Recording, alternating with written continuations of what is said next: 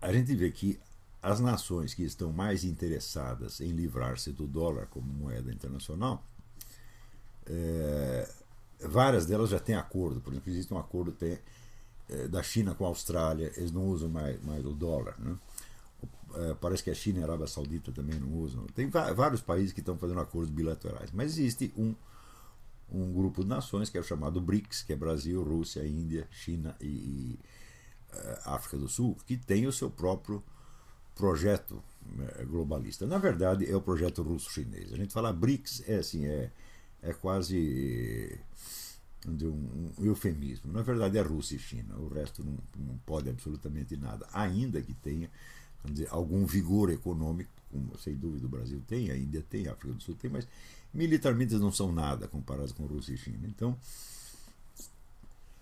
o BRICS não é nada mais do que o esquema russo-chinês, né, maquiado, né, como, aliás, é uma coisa tradicional na política soviética, camuflar-se sob o aspecto de terceiro mundismo, ou até havia o bloco dos países não alinhados, que estavam todos alinhados com a União Soviética. Isso nos anos 60 houve essa conversa dos países não alinhados. Né? Então, não alinhado quer dizer que estava alinhado com a União Soviética. Então, o BRICS é mais ou menos a mesma coisa, do ponto de vista assim, da sua fachada. E a ideia do BRICS é criar uma nova moeda internacional, portanto, um banco central mundial que se substituiria ao Fundo Monetário Internacional e faria então circular uma nova moeda, o que significa automaticamente um governo mundial, sediado então na ONU. Né? Isso já está num processo bem adiantado. Quando vocês lerem os comentários assim, americanos, eles enfatizam muito a ausência de unidade nos planos do BRICS, dissensões internas, discordâncias, etc. Mas isto, para quem tem alguma prática da história do movimento comunista, isso não significa absolutamente nada. O movimento comunista está dividido desde o seu primeiro dia, tá certo? E a divisão interna é frequentemente um dos meios pelos quais ele cresce e se desenvolve. Inclusive, a divisão é aproveitada como um artifício pelo qual você pode seguir duas ou três políticas diferentes, todas convergindo para o mesmo resultado. Então, a ascensão do BRICS e da nova moeda internacional, evidentemente, é a queda da economia americana. Né? Então, como é que estão os Estados Unidos reagindo a isto? Você vê que o governo Barack Obama ele tem se preocupado em duas coisas. Primeiro, em aumentar a dívida, portanto, fomentar esta mesma crise. Segundo, cortar o orçamento das Forças Armadas, quer dizer, debilitar as Forças Armadas justamente no momento onde há pelo menos duas ameaças de agressão, uma por parte do Irã, outra por parte da Coreia. E, ao mesmo tempo, está fortalecendo formidavelmente os mecanismos policiais de controle interno. Vocês devem ter ouvido falar desta monumental compra de munições por parte do Homeland Security. Até 2 semanas atrás eram 1 bilhão e 600 milhões de rodadas de balas hollow point, que são balas proibidas para uso militar, portanto só podem ser usadas internamente contra, né, a própria população local. Também compraram carros de assalto e depois nessa semana veio mais compra de munições, mais compra de armamento e sobretudo compra o fuzil que eles querem proibir, que é o AR-15. Eles compraram uma multidão de fuzis AR-15 e ainda dizendo, por incrível que pareça, que era para defesa pessoal dos seus agentes, justamente quando o governo diz que o fuzil AR-15 jamais pode ser usado como arma de defesa pessoal, que ele é eminentemente uma arma de ataque.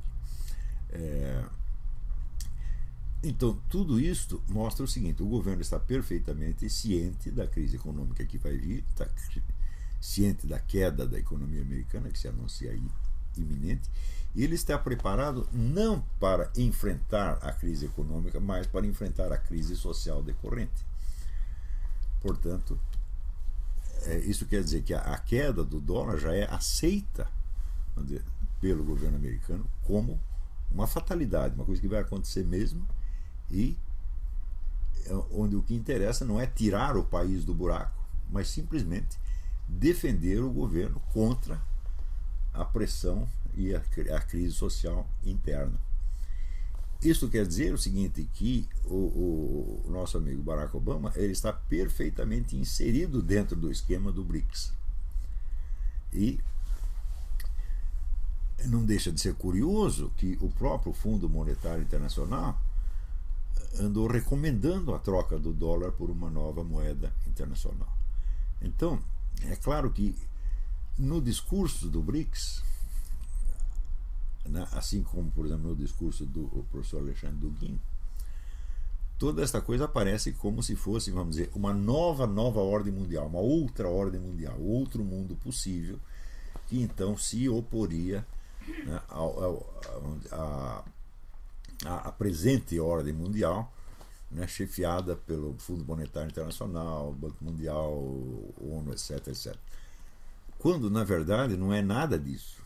A gente vê que todo este esquema globalista ocidental está favorecendo essa ascensão do BRICS. O BRICS não existiria sem o investimento ocidental lá, tá certo? E, sobretudo, quando nós vemos que esta elite globalista ocidental ela apoia, né, o Barack Obama, quer dizer, incondicionalmente, quando evidentemente a política do Barack Obama está voltada mais para fortalecer o BRICS e quebrar a espinha da economia americana do que para qualquer outra coisa, então nós vemos que esta competição entre dois esquemas globalistas ela é mais fingida do que real.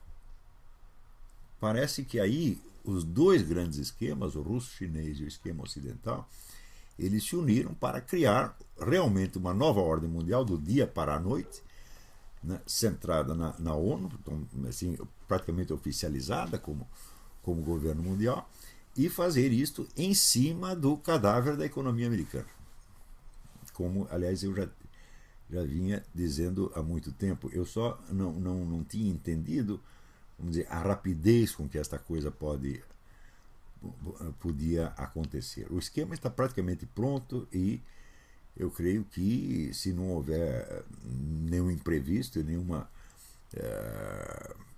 pode haver imprevisto, porque esse esquema globalista ele já falhou várias vezes, na verdade eles contavam em ter um governo mundial na década de 80 do século passado e não criaram até agora.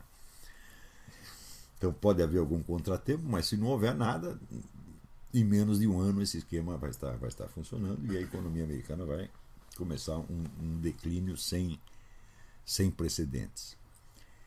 No sentido contrário, existe o fato de que as reservas americanas de xisto bituminoso são as maiores do mundo e, até um tempo atrás, o processamento do xisto bituminoso para transformá-lo em petróleo é uma coisa muito complicada, mas agora tem a tecnologia para isso e é possível que, vamos dizer, a abertura e a exploração dessas reservas de xisto bituminoso levante a economia americana de uma maneira extraordinária, assim como ser um processo similar ou até maior do que aquela explosão de riqueza que houve quando se descobriu, né, o petróleo, né, entre o século XIX e XX. Então, é possível que isso aconteça, isso mude completamente a direção das coisas. A mim me parece que o governo Barack Obama está preparado para as duas eventualidades, quer dizer, para tirar proveito da destruição da economia americana, implantando, portanto, uma ditadura, né, e se aproveitando da própria crise social para se fortalecer, porque as crises sociais derrubam governos democráticos, mas fortalecem as ditaduras, e ele está montando tudo para fazer uma ditadura aqui. E também está preparado para outra eventualidade, vamos dizer, do crescimento, da recuperação econômica americana, da qual ele, sem ter mérito nenhum, ele apareceria então como o grande beneficiário, como o homem que salvou a economia americana. Eu acho que ele está pronto para as duas para as duas eventualidades. E não por coincidência, esse economista, o Porter Stansberry, ele já fez duas análises, na verdade contraditórias, uma num sentido e outra no outro, mas me parece que as duas fazem muito sentido. É possível uma coisa como é possível a outra. É possível a queda total, a crise social e a ditadura americana concomitante à instalação dessa nova ordem mundial centrada na ONU, na qual ordem, segundo a declaração dos próprios porta-vozes do BRICS, os elementos fundamentais da economia, os propulsores da economia, seriam grandes empresas estatais dos vários países. Então, é claro, uma nova ordem mundial socialista. E é possível também a recuperação da economia americana.